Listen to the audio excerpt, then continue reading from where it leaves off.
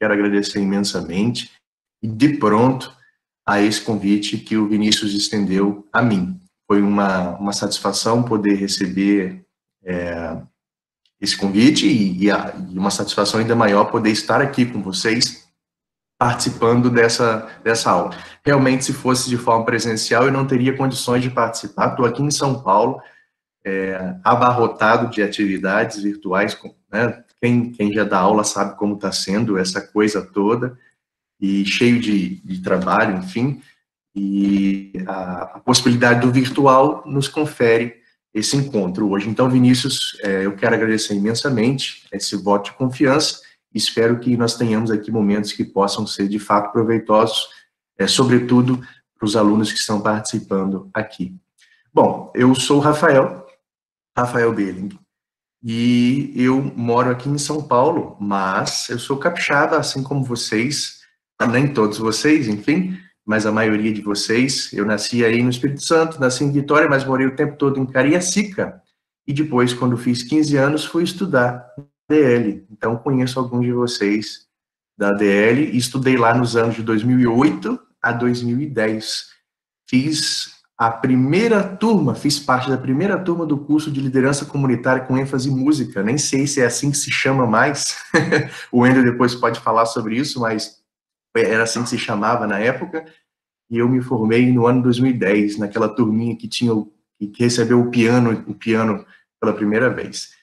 E foi uma honra estudar naquela escola, aprendi muita coisa, e ela me preparou muito bem para os passos que eu dei depois disso. Assim que eu terminei a DL, vim para São Paulo estudar. E aqui estou desde então. Fiz a graduação, faculdade, depois terminei a faculdade e comecei o mestrado.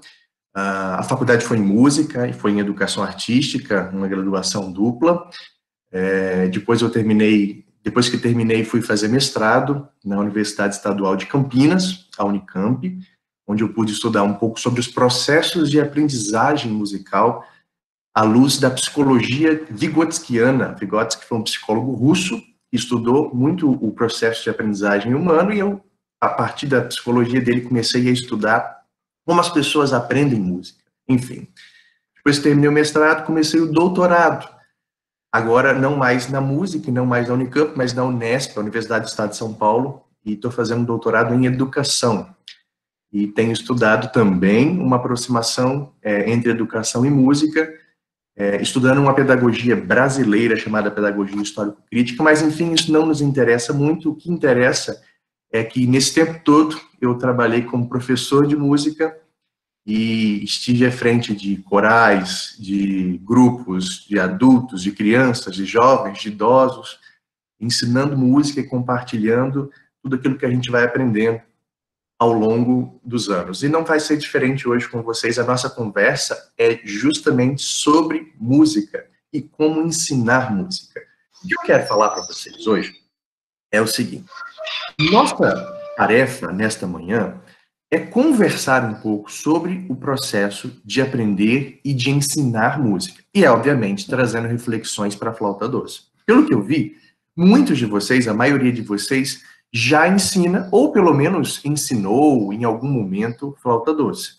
Pelo que eu vi, temos só alguns ali que nunca fizeram isso, mas não se desesperem, viu? Logo, logo vocês vão ensinar também. Alguém agarra vocês, me ensina a tocar! Então, vocês não vão escapar. A gente sai, quando a gente sai da nossa escola, da nossa comunidade, e as pessoas descobrem que a gente sabe fazer música, rapidinho elas se aproximam da gente e querem que a gente ensine alguma coisa. Portanto, vocês que estão aí, que ainda não ensinaram, aguarde que o tempo de vocês vai chegar, vocês vão ser procurados para ensinar. Né? E não interessa se a gente ensina um repertório clássico barroco, ou se a gente ensina o ABC da flauta. A gente está ensinando e a gente tem que aprender a fazer isso da melhor forma que a gente pode. Claro que se a gente está estudando, obviamente nós também temos que fazer isso da melhor forma que nós podemos.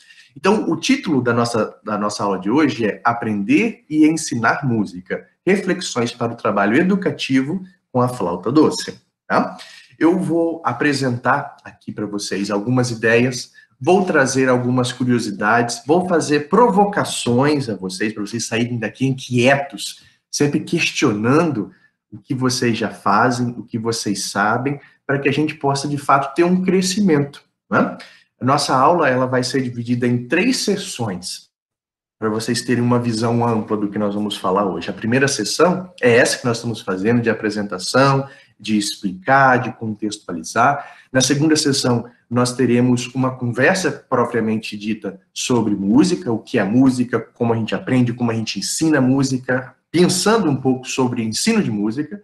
E num terceiro momento, na terceira sessão, a gente vai bater um papo, no qual eu quero ouvir os problemas de vocês. Eu vou dar uma de psicólogo aqui, quero ouvir os problemas de vocês, ouvir a realidade de vocês, os desafios que vocês têm como instrumentistas ou professores, né, enfim, pessoas que ensinam flauta, e a gente vai tentar conversar um pouco sobre a realidade de vocês. Portanto, peguem um papel, uma caneta, anotem as dúvidas que vocês têm, anotem as curiosidades. Se eu falar alguma coisa que possa ser vinculada à realidade de vocês, vocês já anotam, falam, isso aqui que ele está falando, como é que será, o que será que ele está querendo dizer? Como é que isso é na minha realidade? E a gente pode bater um papo depois sobre isso. Eu vou falando das minhas experiências, nós vamos chegando aí nas experiências de vocês e vamos batendo um papo gostoso sobre isso, tá? Bom, a primeira coisa que a gente tem que pensar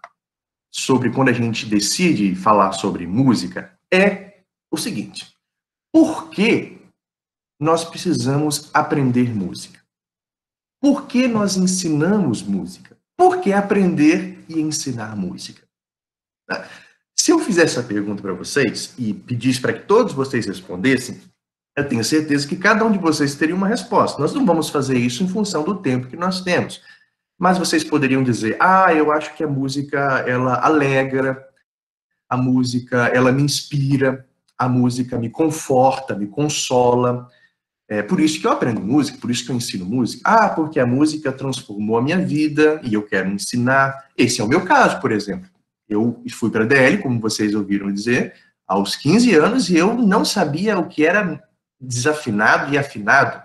A professora fez um teste vocal para eu cantar no coral, e ela falou assim, Rafael, você é afinado. Aí eu falei assim, tá, mas isso é bom ou ruim? Aí ela falou, é bom, você vai poder cantar no coral. Então eu não sabia nada. Mas depois que eu comecei a estudar música, vocês podem imaginar que o negócio não parou, né? Eu estou fazendo doutorado pensando em música. Então, é uma coisa que encanta, que transforma a nossa vida. Mas será que a gente estuda música ou deve aprender música só porque ela transforma a nossa vida, só porque ela nos inspira, só porque ela nos ajuda, só porque ela nos cativa, nos motiva? Também. Mas eu queria responder a esta questão fazendo mais outras duas questões. Para entender por que nós devemos aprender música, a gente primeiro precisa entender o que é o ser humano. O que somos nós, esse bicho homem, né? A primeira coisa que a gente tem que entender é que nós somos seres sociais. O que significa isso? Que nós nos formamos de forma social. Isso significa que nós não nascemos seres humanos, digamos assim. Olha, essa primeira provocação que eu faço para vocês. Como assim a gente não nasce ser humano? Claro que a gente nasce ser humano biologicamente, com duas pernas, dois bracinhos, né? Com a fisiologia humana, mas nós aprendemos a ser humano. E aprendemos a ser humano a partir das relações sociais com outros seres humanos. Então, quando o Bruno aprendeu a falar, ele aprendeu a falar porque ele ouviu outros seres humanos falando. Quando a Henriette aprendeu a tocar, ela aprendeu a tocar porque ela viu alguém tocando em algum momento da vida dela, e assim isso aconteceu com todos nós. Para que nós nos tornemos isso que nós somos hoje, seres humanos, a gente só pode fazer isso em contato com as relações humanas. Tá? Portanto, o ser humano é um ser social, que aprende, que precisa ver, vivenciar, sentir, experimentar para aprender. Tá? Nós não nascemos sabendo das coisas, não é verdade? A gente precisa aprender. E nós aprendemos isso com outras pessoas. Então, tendo essa ideia de que o ser humano é um ser social que aprende com os outros, a gente vai fazer uma outra pergunta. O que é a música? Então, se nós já sabemos que o ser humano é um ser social, que aprende, portanto, na relação com outros seres humanos, a gente tem que responder agora a esta questão. O que é a música? Aí você pode também chegar a várias conclusões. A música. A música é uma dádiva de Deus, a música é uma arte, a música é uma linguagem, a música é tudo para mim. Você pode ter várias respostas aí, mas sabe o que de fato a música é? Uma forma de conhecimento. A música é uma forma de conhecimento. Uma forma de conhecimento que os seres humanos desenvolveram para interpretar o mundo que os cerca e a eles mesmos como seres individuais. Existem várias formas de conhecimento no mundo. Por exemplo, as ciências. As ciências são formas de conhecimento. A linguagem é uma forma de conhecimento. Nós temos muitas formas de conhecimento que nós desenvolvemos. E a música, a arte, né? Sempre que eu falar de música, entenda que eu estou falando também da arte, porque a música é parte da grande seção da arte. A arte é uma forma de linguagem e a música, obviamente, a minha opinião, e penso que na opinião de vocês, é aquela forma é a forma de linguagem artística que a gente mais ama, não é verdade? Então, vamos lá. Ser humano, ser social que aprende, que se desenvolve em contato com as relações sociais. A música, uma forma de conhecimento que a humanidade descobriu, que a humanidade conseguiu elaborar para expressar os seus próprios sentimentos, suas próprias emoções e também para entender a realidade que nos cerca. O que isso tem a ver? Como é que a gente junta o lé com o cré para responder aquela primeira questão que eu fiz, que é por que ensinar e por que aprender música? Tá? Lembra que eu disse o que eu respondi na primeira questão? Que o ser humano precisa se humanizar, que ele não nasce ser humano, que ele precisa aprender a ser humano? É aí que entra a música, como forma de conhecimento. Porque aprender a ser humano não significa outra coisa senão se apropriar daquilo que a humanidade já produziu. Você está entendendo o que eu estou falando? Eu me aproprio, eu pego para mim aquilo que a humanidade já produziu antes de eu nascer. E eu me torno ser humano. Eu aprendo a falar, aprendo a me vestir, aprendo a me comportar, aprendo a comer, aprendo a pensar. Eu me aproprio de tudo que a humanidade já fez. E não é diferente com a música. Nós nos apropriamos do conhecimento musical. E sabe por que a gente começa a responder agora a nossa questão central? Por que aprender música? Porque a música é uma forma de conhecimento importantíssima na humanidade. E para que nós nos tornemos plenamente humanos, nós precisamos nos apropriar dessa forma de conhecimento. Vocês estão entendendo? Agora eu estou tentando trazer para vocês as respostas. A gente precisa se apropriar da música, não só porque ela nos inspira, não só porque é legal ouvir, mas porque ela é uma forma de conhecimento inalienável que não pode ser separada da plenitude do ser humano. Ou seja, para que nós nos tornemos plenamente humanos, nós precisamos conhecer música. Isso não, eu não estou falando aqui de estilo musical, tá bom, gente? Eu tenho que conhecer funk para eu ser plenamente humano, né? Eu tenho que conhecer o vaneirão para eu ser plenamente humano. Não é necessariamente o estilo musical, mas a música como forma de conhecimento. Quando eu me aproprio dela, eu dou um passo a mais no meu processo de humanização. E aí a gente vai entender qual é a função da música na nossa vida. Nos tornar mais humanos, nos tornar pessoas melhores, mais próximos daquilo que a essência humana pode oferecer, pode conferir a todos nós. Eu trago essa questão inicial porque a gente precisa discutir esses conceitos e entender muito bem o que nós somos e o que é a música. E, obviamente, o que ela representa para a nossa vida. Bom, esse é um primeiro assunto que eu gostaria de trabalhar com vocês e uma primeira questão. Agora a gente chega num outro ponto, numa outra questão, que é a seguinte. Música é para todos? Então, eu acabei de falar que as pessoas precisam aprender música, né? Mas nós sabemos, nós que estudamos música, ensinamos música, nós sabemos que algumas pessoas não aprendem, por exemplo, a tocar flauta, tem dificuldade em tocar flauta, ou a dificuldade em tocar um outro instrumento. A música é para todo mundo? E eu trago para vocês aqui mais uma provocação. Né? Já ouviram falar do dom musical? Né? Será que existe dom na música? As pessoas podem aprender música? Será que só aprende música quem tem o dom? Ou dá para aprender música sem dom? Como é que a gente lida com essa coisa?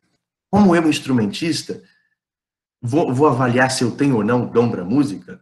Como eu vou ensinar para o meu aluno? Será que o meu aluno... Como é que eu vou lidar? Será que o meu aluno tem dom para música?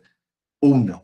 Se ele tem, ok. Se ele não tem, o que eu faço? Então, essa é uma outra questão que nós que estudamos e ensinamos, precisamos sempre pensar.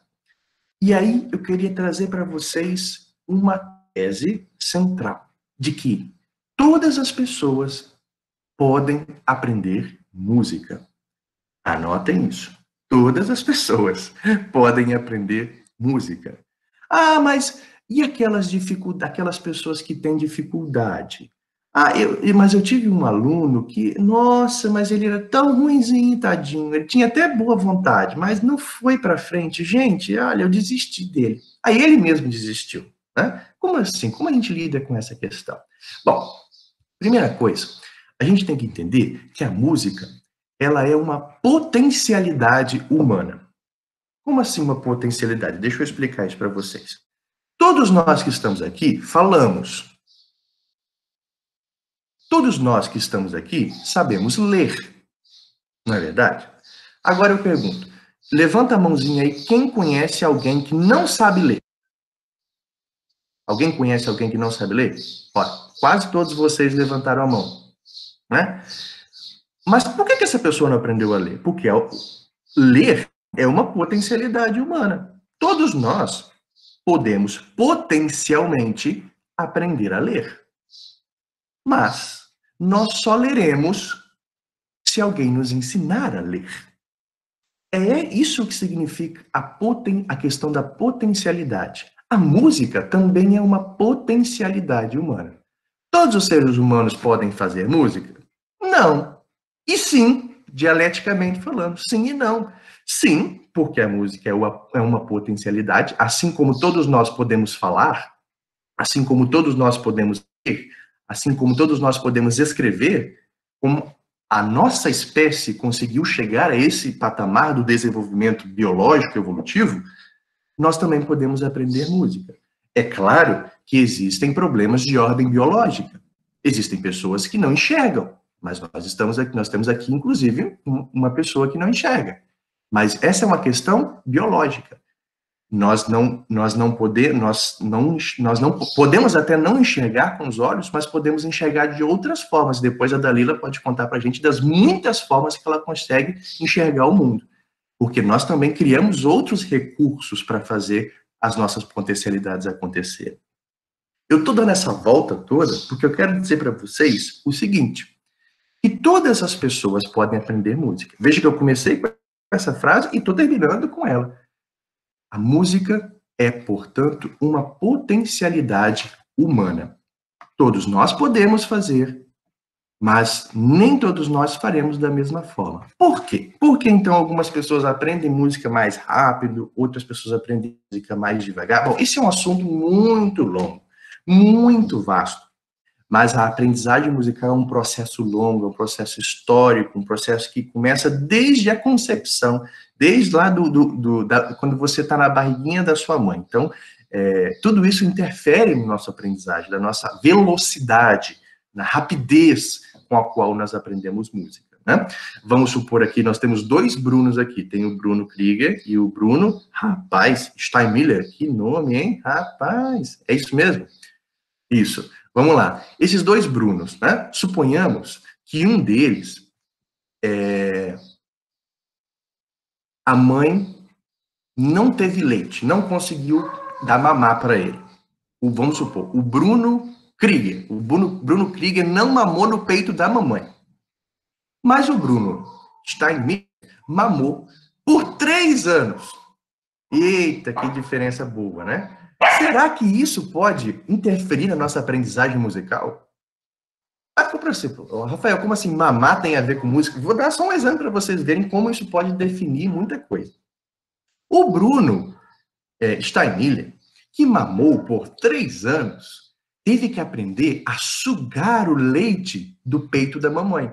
E sabe o que aconteceu com ele? Ele desenvolveu toda essa musculatura facial, toda essa musculatura dos lábios. O Bruno Krieger mamou na mamadeira, coitado. E a mãe dele tinha pressa e cravou um buraco desse tamanho na mamadeira para ele engolir tudo de uma vez.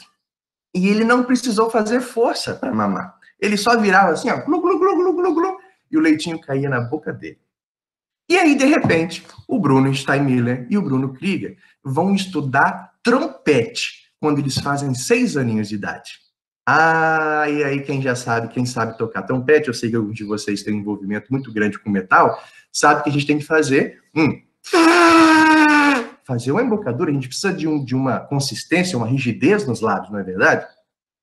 Quem vocês acham que vai ter mais facilidade? A pessoa que mamou por 3 anos e teve toda essa musculatura desenvolvida, ou a pessoa que só tomou leite no buraco desse tamanho e não desenvolveu a musculatura? O Bruno Steinmiller, que mamou por 3 anos, obviamente. Percebam, são pequenos elementos que vão conferindo aos indivíduos mais facilidade ou menos facilidade no processo. Quando o Bruno da mamadeira for tocar o trompete, ele vai ter a boca muito mais flácida, ele vai ter a musculatura muito menos desenvolvida do que o Bruno que mamou no peitinho da mamãe e fez força para sugar o leite. Então, quando a gente fala desse processo de aprendizagem, umas pessoas aprendem mais, outras pessoas aprendem menos, a gente não pode simplesmente olhar para essa pessoa e falar assim, não, e esse aí não tem jeito, esse aí, tadinho, não é para ele. A gente precisa entender o que está para além das aparências. É isso o que nos interessa como pessoas que ensinam. E eu sei que vocês ensinam música e muitas outras coisas, né? Tem professores aqui, etc., ministros, enfim. Então, a gente precisa sempre olhar para além das aparências imediatas. Entender que as pessoas podem aprender música. Entender que o Bruno Krieger da mamadeira, ele pode até ter um pouquinho mais de dificuldade, mas se ele treinar e treinar, ele também vai conseguir tocar o trompete. Ele não está condenado a ficar com a boca murcha pelo resto da vida só porque não mamou no peitinho da mamãe. Então, Bruno, se você não teve a oportunidade de mamar, saiba que você pode sim tocar trompete ou qualquer outra coisa, tá? E desculpa aí pelas brincadeiras. Bom, enfim, a gente pode conversar depois, lá na frente, um pouquinho mais sobre exemplos como esse, mas vamos seguindo, vamos avançar, porque nós temos muita coisa para conversar. Então, se eu tenho um aluno com dificuldades de aprender música, ou se eu tenho dificuldades de aprender música, agora eu falo para quem não ensina flauta, mas estuda flauta, para quem toca flauta, a gente precisa sempre olhar para nós mesmos e tentar entender onde é que está o problema. Nunca olhe para você e diga assim, eu não consigo. Nossa, não dá certo. Esse dia eu estava lembrando de um episódio que aconteceu quando eu estava lá num quarto da DL, aquele quarto mais próximo do banheiro. Quem mora no internato sabe aí do que eu estou falando. Eu estava sentadinho estudando flauta. Eu não falei para vocês, mas eu não queria estudar música quando eu fui para a DL. Eu me inscrevi no curso de diaconia, né? Depois é que eu fui quase que jogado no curso de música, porque, enfim, eu estava fazendo mais música do que diaconia na minha vida e não fazia sentido eu ficar na diaconia, né? Mas eu não queria estudar flauta e a minha professora de então, a Matilde Littke, gentilmente ia até o meu quarto me buscar na hora de estudar. Eu ficava dormindo e ela ia lá, profetinha, vamos para a aula. Então, gente, veja, alguém insistiu. Eu tinha dificuldades, eu ia tocar flauta, tem uma flauta aqui. Meus dedos ficavam assim, parecia um monte de ripa de pau batendo assim, abria aquele movimento, que ficava aquela coisa toda. E ela, não, é assim, bota o dedinho, não precisa levantar lá em cima, você pode ficar com o dedinho aqui perto. Toda aquela coisa que a gente sabe tocar, que a gente que sabe tocar entende, que a gente que sabe ensinar, a gente que ensina, fala para os nossos alunos.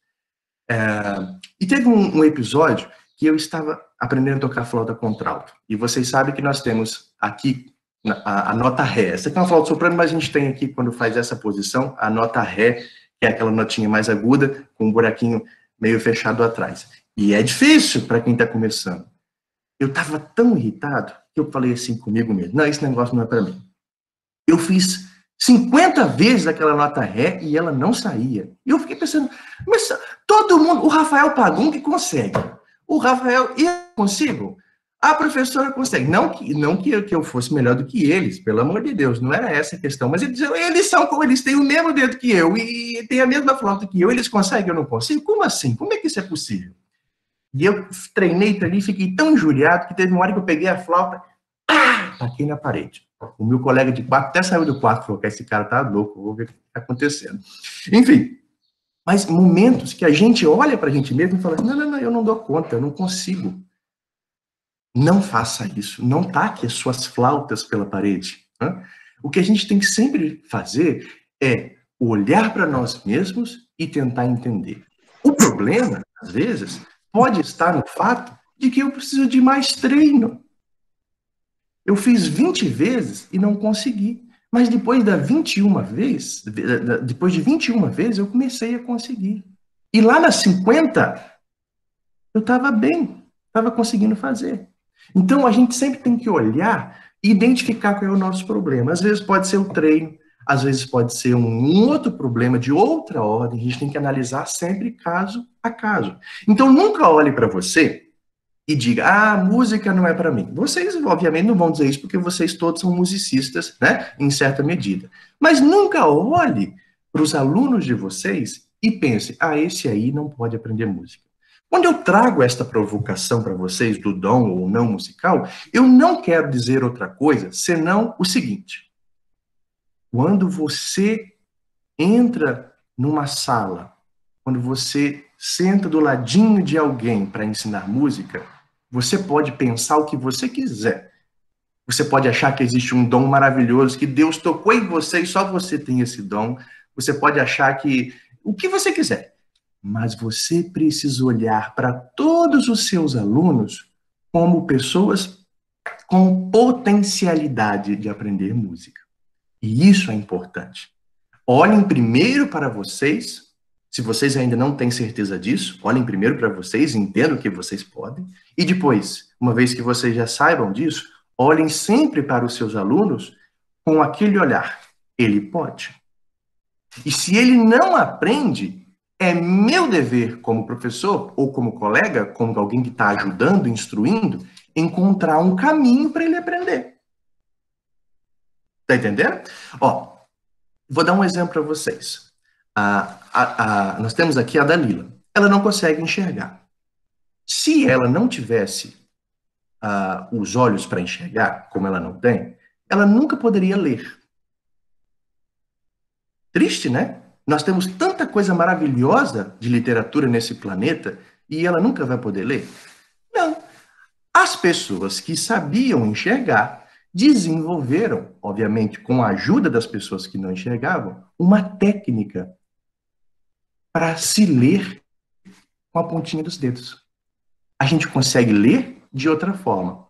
Por que eu estou dizendo isso? Porque quando o nosso aluno não aprende, é nossa tarefa encontrar caminhos para que ele possa aprender.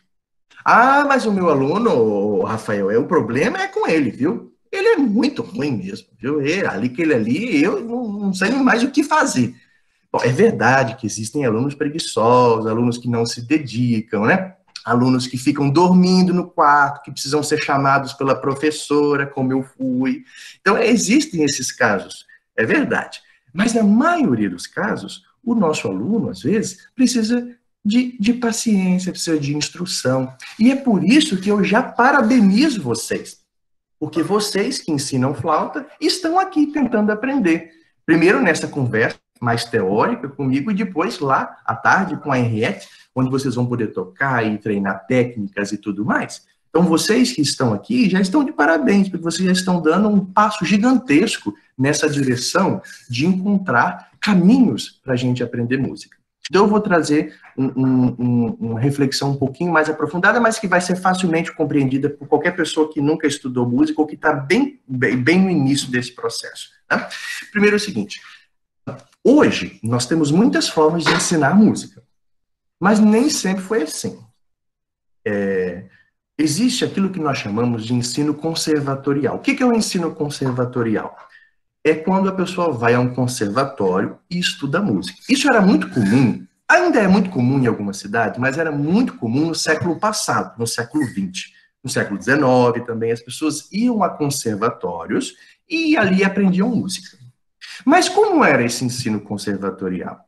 Era assim, muitas vezes. Você fazia 6 meses de teoria musical e depois que você já sabia ler as notas musicais, aí que você ia aprender, aí você ia colocar a boca no instrumento pela primeira vez. Isso é muito complicado, porque a gente está tendo que ensinar uma coisa para, obviamente, quem não sabe, e a gente primeiro tenta trabalhar a teoria para depois trabalhar a prática, como se essas coisas estivessem profundamente separadas.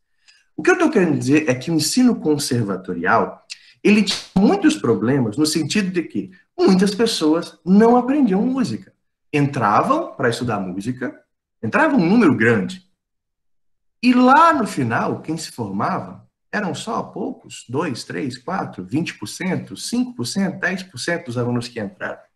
Ou seja, os alunos não aprendiam música.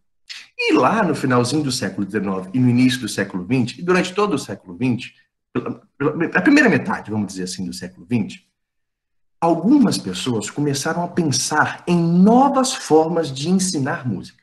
E a gente chama essas pessoas de os educadores musicais da primeira geração. Na verdade, não sou eu que estou chamando, foi uma educadora musical chamada Marisa Fonterrada que disse isso.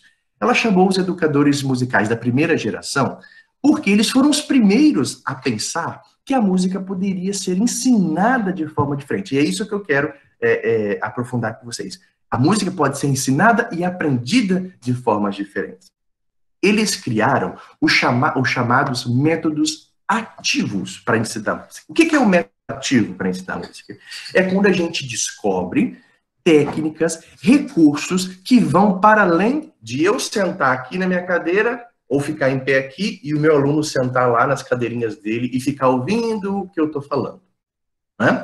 Esses métodos ativos que foram cunhados, foram elaborados pelos primeiros educadores musicais, eles foram os primeiros passos para a gente pensar uma educação musical diferente, para a gente começar a refletir sobre a educação musical, o ensino de música diferente. Por exemplo, teve um educador musical chamado Kodály. Eu vou falar uma coisa muito legal que ele fez, vocês vão gostar de conhecer. Aliás, quem fez comigo a oficina de Aprendendo Música musicalmente na Semana de Canto, aí de uns 4 ou 5 anos atrás, eu não me lembro, eu dei uma oficina sobre isso, Aprendendo Música musicalmente, e eu usei uma técnica que o Kodály ensinou lá no século passado. Sabe o que ele fez? Ele ensinou pra gente a cantar associando o corpo com os sons da nossa voz. Ele demonstrou que quando a gente associa o canto aos movimentos das mãos, por exemplo, a gente consegue entender melhor como funciona essa questão das alturas. E aí ele fez uma coisa que a gente chama de manosolfa, que é pegar gesto das mãos, dó, ré, mi, fá, sol, lá, si, dó. E ele vai associando esses gestos com a música e as pessoas conseguem entender melhor qual é a altura. Eu estou dando esse exemplo para vocês ficarem por dentro do que eu estou falando, que vem a ser esses métodos ativos. Mas tem muita coisa legal. Depois, se vocês quiserem... Desculpa. Se vocês quiserem mais material sobre isso, eu vou deixar aqui nas referências do material que eu vou falar depois com mais calma sobre isso. Mas esses métodos ativos tiveram a ideia de quê? De ensinar música de uma forma que a maioria das pessoas pudessem entender. Porque se eu coloco o meu aluno sentado lá na cadeirinha e eu fico aqui falando com ele, alguns vão aprender, é verdade. Pode ser que muitas pessoas aqui, principalmente as pessoas mais experientes, como eu, talvez, o Vinícius aí, a Henriette, o Sérgio, que são mais experientes, a Ilá, os outros são muito jovenzinhos, então aí não vale. Mas, enfim, talvez essas pessoas mais experientes que estão aqui aprenderam música sim. O professor lá do lado, brigando, dando tapinha na mão, tá errado. Então, pode ser que vocês tenham até aprendido assim.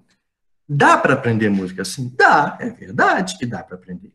Mas esse ensino pode ser muito mais prazeroso. Ou, pelo menos, ele pode ser muito menos doloroso. Se ele não puder ser prazeroso, ele pode ser menos doloroso. Então, tudo isso para ensinar, para falar para vocês, mais uma vez o que eu disse antes. A música é para todos. Porque o que os educadores musicais da primeira geração, o Kodály, o Orff, o Dalcroze, o que eles fizeram, o Williams, não foi outra coisa senão dizer isso. Olha, as pessoas precisam aprender música, e se elas não aprendem é porque nós não estamos ensinando direito. Então a gente precisa pensar nisso. E você que é instrumentista, né, precisa olhar, como eu disse antes, também para isso, porque talvez você esteja estudando de uma forma errada, talvez você esteja se respaldando num material que não é tão legal, talvez você esteja escolhendo um repertório errado para você iniciar. E eu tenho certeza que a Henriette vai poder conversar com vocês sobre isso à tarde, para mostrar como que vocês vão se orientar nesse estudo. Porque eu não posso simplesmente ir lá na internet e, eu vou pegar essa música aqui. Pode ser que aquela não seja a música mais ideal para você no momento que você está da sua performance. Né? Então, você, instrumentista, precisa ter sempre essa preocupação e conversar sempre com alguém mais experiente. Então, vocês têm aí o Vinícius, que está o tempo todo aí morando com vocês no Espírito Santo, vocês têm esse privilégio de ter um profissional dessa qualidade aí próximo de vocês, e vocês... tem aí muitos professores, eu vou nem citar nomes, mas enfim, que estão acessíveis. Vocês podem mandar... Ô Vinícius, você acha que essa partitura aqui é legal para quem está assim, quem está querendo aprender essa nota? Eu estou querendo estudar a posição 1 e a posição 2 do Si. Tem algum exercício que eu posso fazer? Então, vocês têm sempre que estar em contato com pessoas para reavaliar o caminho que vocês estão seguindo para estudar. E... você que está ensinando precisa sempre ter essa preocupação também, porque você precisa selecionar o repertório para o seu aluno. Então, Se eu estiver sendo aqui muito repetitivo, vocês me puxam a orelha, mas eu gosto de repetir por quê? Para que a gente consiga entender, né? É melhor sobrar do que faltar. Eu tenho sempre esse ditado comigo, que a minha vovozinha sempre falava, né? Ela falava isso na hora de fazer comida, né? Ela fazia um prato desse tamanho para mim, pode comer. Eu falei, mas vovó, não, mas é melhor sobrar do que faltar. Então, a educação também é assim. A gente não pode se cansar de ensinar, tá? E qualquer dúvida, qualquer dificuldade do nosso aluno tem que ser esclarecida. E a gente tem que repetir quantas vezes for necessário. Depois, quando a gente for conversar, eu queria ouvir vocês, eu quero que vocês falem, a gente vai bater um papo sobre isso. Mas, para a gente finalizar essa primeira sessão, dá para a gente comparar a música a uma forma de linguagem. Lembra que eu iniciei lá na frente, eu disse para vocês que a música era uma forma de conhecimento, né? Dentro da linguagem das artes, ela era uma vertente, etc, etc. Anotem essa expressão, música como linguagem. Por que isso é importante? Isso, a Sara e a Raquel estão ali juntas, vou usar o exemplo das duas, né? Então, a Sara e a Raquel, e assim como todos nós, um dia fomos bebezinhos, né? E não sabíamos falar. Como é que a gente aprende a falar? Gente, falando, né? Ouvindo outras pessoas conversando. É assim que a gente aprende. Né? A gente aprende dessa forma, tanto é assim, que se você nasce num país que fala alemão, você vai aprender a falar alemão. Né? Ninguém nasce com um chipzinho programado para aprender a falar uma outra língua. Esse nasceu na Índia, está programado para falar russo. Não dá certo. Então, não é assim que a coisa acontece. A gente ouve, a gente aprende ouvindo e, obviamente, depois falando, com aquelas palavrinhas bobinhas do início, mas que vão virando palavras completas, depois vão virando frases, depois viram tudo que a gente usa, que eu estou usando com vocês agora. Mas o que eu estou querendo, por que eu estou usando esse exemplo de música como linguagem? Porque para a gente aprender uma linguagem, a gente tem que ter algumas estruturas. Deixa eu ver aqui. Wendel, você foi para a escola fazer o primeiro ano com que idade? Você se lembra? Acho que 6 anos de idade. 6 anos. Ótimo, ótimo exemplo. É uma idade legal para se alfabetizar. Agora me responde. Com 6 anos de idade, você já falava? Já. Você já sabia se comunicar com as pessoas? Sabia pedir comida, água? Sabia pedir para o banheiro? Sabia tudo, né? Praticamente sim. Isso Talvez eu tenha palavras, né? Sim, claro, ninguém vai falar paralelepípedo perfeitamente, mas a gente já sabe pedir água. Fala, mamãe, dá água. A gente fala. Com 6 anos de idade, eu vou usar aqui o exemplo do Wendel, com 6 anos de idade, nós já sabemos falar, nós sabemos nos comunicar, nós sabemos conversar. E aí nós vamos para a escola, sabe fazer o quê? Aprender a escrever, a sistematizar aquilo que nós já sabemos falar. Não é assim que acontece? Ninguém vai para a escola para aprender a falar, a não ser que seja uma pessoa que está com algum problema, realmente precisa de um apoio pedagógico, né? Mas nós vamos para a escola para aprender a escrever, para colocar no papel aquilo que nós já falamos. Ó, quando a gente vai para a escola, lá com 6 anos, como o Wendel foi, a gente vai para aprender a escrever, porque nós já falamos. Agora me diga uma coisa. Quando você vai dar sua primeira aula de música, o que você ensina para o seu aluno? Clave de sol, clave de fá, na segunda linha, dó, ré, mi, aquilo ali, aquilo todo, é assim. Senta a bunda aí na cadeira, nós vamos aprender teoria musical 6 meses primeiro. Depois que você já souber ler, aí nós vamos fazer a música. Vocês estão percebendo que é exatamente o contrário do que acontece na vida real? Porque na vida real, a gente primeiro fala, e depois a gente escreve. E como é que a gente quer ensinar música? Primeiro fazendo a pessoa escrever, depois fazendo a pessoa fazer música. Percebe que não faz sentido nenhum? Quando a gente começa a comparar a música como uma linguagem, a gente começa a pensar nessas coisas. Da mesma forma que eu primeiro ensino a criança a falar, para depois ensinar a criança a escrever o que ela já fala, assim também precisa acontecer na música. Eu preciso ensinar o meu aluno a se comunicar musicalmente. E eu sei que alguns de vocês trabalham com ensino de música para crianças pequenas, com musicalização, que a gente chama, né? Musicalização infantil. E esse aqui é um exemplo muito legal. Como é que eu vou ensinar para a criancinha de 5 anos, de 4 anos? Eu tenho alunos, só para vocês saberem, eu tenho alunos de 6 meses de idade que estudam música comigo. Eu tenho uma página no Facebook chamada Musicalizando, depois eu posso mostrar para vocês, se vocês quiserem, onde eu compartilho um pouco dos trabalhos que eu faço com os bebês, com os adultos, enfim. Depois a gente conversa sobre isso. Mas eu ensino música para criancinhas de 6 meses. Como é que eu vou pegar essa criancinha de 6 meses? Eu vou falar assim, dó, aqui é o dó, lá é o ré, aqui é claro. Isso não faz sentido nenhum. Essa criança não sabe se expressar, se comunicar musicalmente. Minha tarefa é fazer com que ela se comunique, que ela aprenda a cantar, que ela aprenda o que é ritmo, que ela sinta isso no corpinho dela, que ela vivencie a música. E depois eu vou me preocupar com a questão da notação musical, por exemplo. Aí a Henriette pode ficar preocupada. Ela fala assim, não, peraí, mas você está dizendo que a notação musical é secundário, não é? Não, de forma alguma.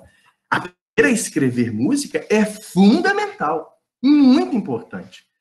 É uma forma de altíssima elaboração dessa forma de conhecimento musical. É importantíssimo. Se você, inclusive, tem dificuldade em ler partitura, senta a bunda na cadeira e vai estudar, porque isso é muito importante para quem toca e para quem se ensina música, não é? Mas isso não é o início da aprendizagem musical. Então, aí eu vou agora esclarecer. Talvez aquele aluno seu que está com tanta dificuldade de aprender música, talvez ele precisa passar por um processo de musicalização. Ele precisa, primeiro, incorporar alguns elementos, como, por exemplo, a pulsação rítmica. Talvez ele é descoordenado, né? Desafina até batendo palma, né? Tem aquela, já viu essa expressão? Eu desafino até batendo palma, né? Talvez essa pessoa que desafina batendo palma, ela precisa desse processo de musicalização. Ela precisa de entender a música como uma linguagem. Primeiro, ela fala da música, ela faz música, depois ela vai sistematizar. É verdade que no campo da educação, as duas coisas podem acontecer simultaneamente. Você não precisa ficar só tocando. Não. Aí o aluno pergunta, como eu vou escrever? Não, esquece isso. Não pense em escrever. Não é bem assim que eu estou querendo dizer. Eu estou querendo dizer que as coisas podem acontecer simultaneamente. Você pode, ao mesmo tempo que ensina uma coisa, por exemplo, ao mesmo tempo em que eu ensino uma nota, vou ensinar a nota sol, eu posso mostrar para o meu aluno onde ela fica no pentagrama. Né? Ele está fazendo, ele está entendendo, ele tá falando, e ao mesmo tempo ele está aprendendo a escrever. Então é sempre importante a gente ter essa perspectiva essa perspectiva de música como linguagem inculcada na nossa cabeça. Tá? Agora eu termino essa primeira sessão, na verdade foram 2 sessões, termino essas duas primeiras sessões, a gente vai para o intervalo, e depois nós vamos voltar para a sessão na qual eu quero ouvir vocês, quero que a gente converse sobre os dilemas, os desafios, os problemas de vocês, para a gente bater um papo. Eu falei demais, vocês viram como me empolgo, então vocês têm que falar também para eu não ficar falando aqui o tempo todo.